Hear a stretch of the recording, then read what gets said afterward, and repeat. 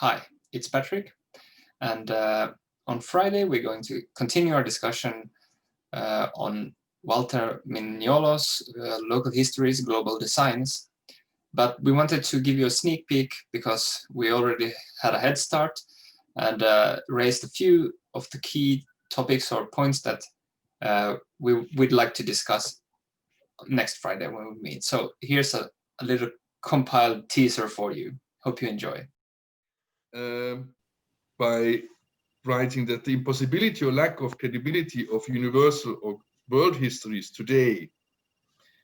is not advanced by some influential postmodern theory,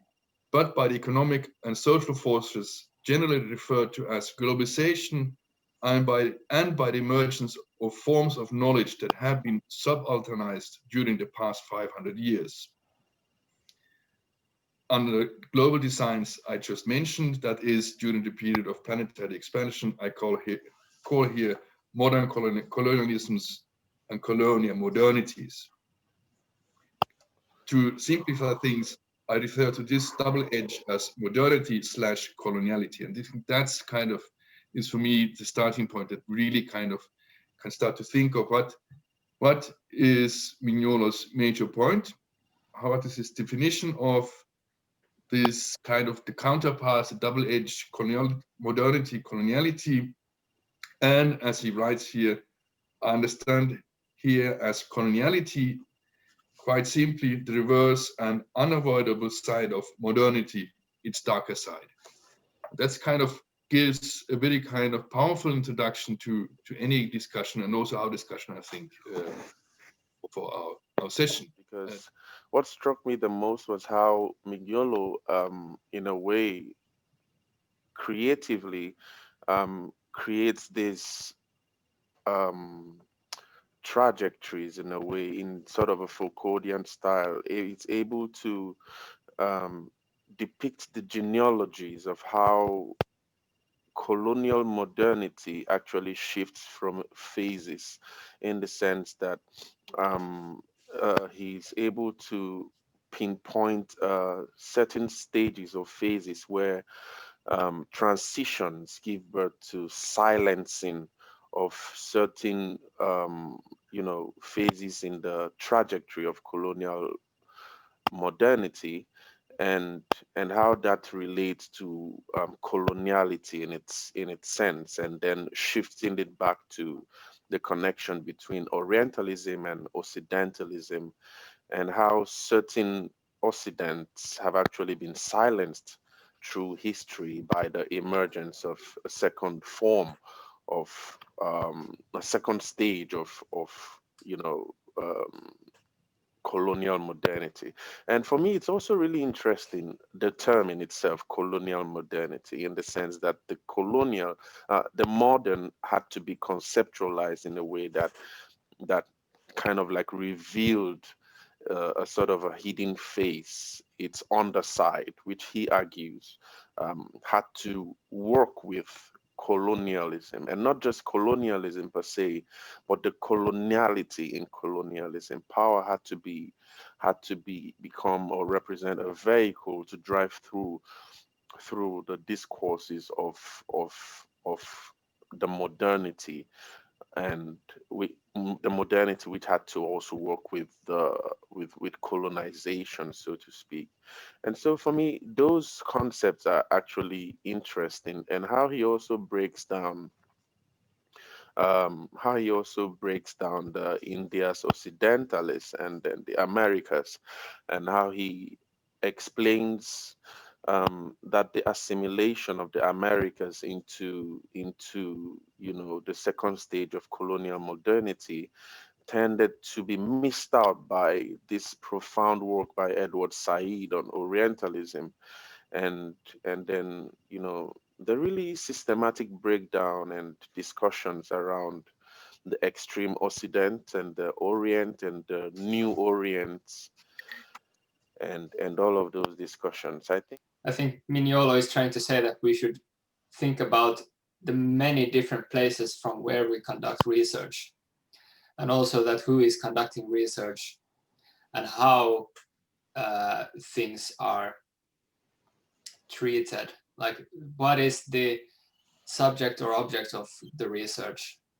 And here I think that the thing that I would point out is also the relationship he has between the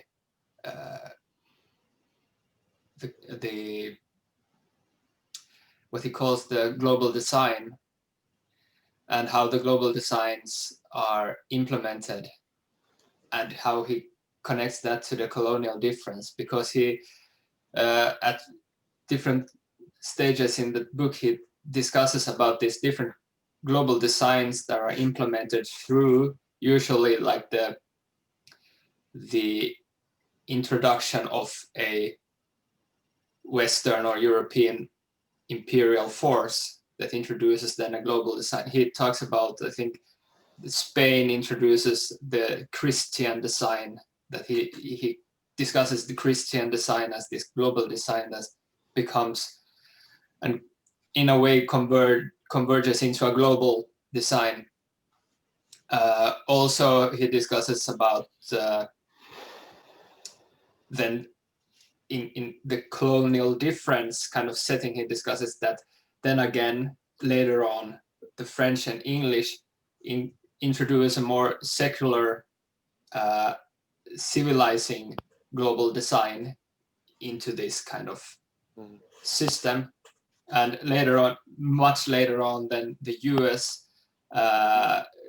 develops its global design of modernization and democratic processes. And now he is talking about how the market is becoming this global design. And we have read and we discuss terms that are connected to how we perceive the market today as being this kind of global design, a network, or and he at one point I think he also mentions the market as being a kind of delocated central empire. But yeah, so I thought that the relationship between what he calls the global designs and the colonial difference is really interesting. And another point that he also has is how he looks at because he is, as he says himself, he's piggybacking on Wallerstein and the world system theories. He has a very interesting discussion that is not a new one, but it's good that he repeats it, where he discusses about where we can locate the centers or the cores of world systems at different points in time, where he tries to also point out those instances when the world expands and the cores are shifted over. And he also tries to, like, I think he tries to locate when and where the, let's say, the Occidental or later on the Western hegemonic, like the hegemonic understanding we still see in scholarship and in philosophy and sciences, that when it was created in a way. This would be the second thought, second major point, which was kind of important for me to kind of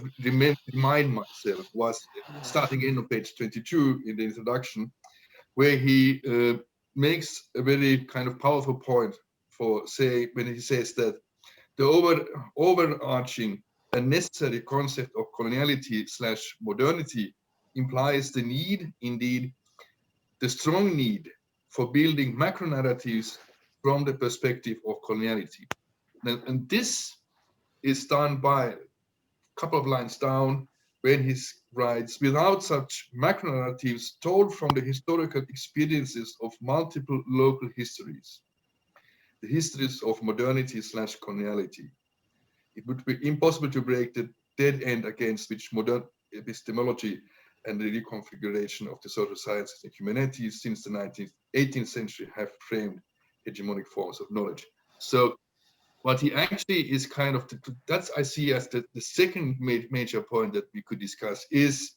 the need to go down to the local, to bring into the discussions the experiences, as he writes, experiences of multiple local histories. That's kind of is then the end result will be these new macro narratives. And if you combine this with his discussions about crossbreeding and border thinking and so on, he has a very interesting discussion on page 41 where he kind of picks up the discussion about creolization and noting that if creolization is not a crossbreeding, it is because it is conceived not as a hybrid, but once again as a rearticulation of global designs from the perspective of local history. So here again, the local is being lifted up as kind of saying that if we really want to kind of start to open up this package and also to bring in the question of coloniality, the darker side of modernity, then we had to bring in these local histories. Local histories told not in Europe. Local knowledge is not kind of being produced in Europe, but being produced in other places, which kind of opens up to the whole kind of very complex package.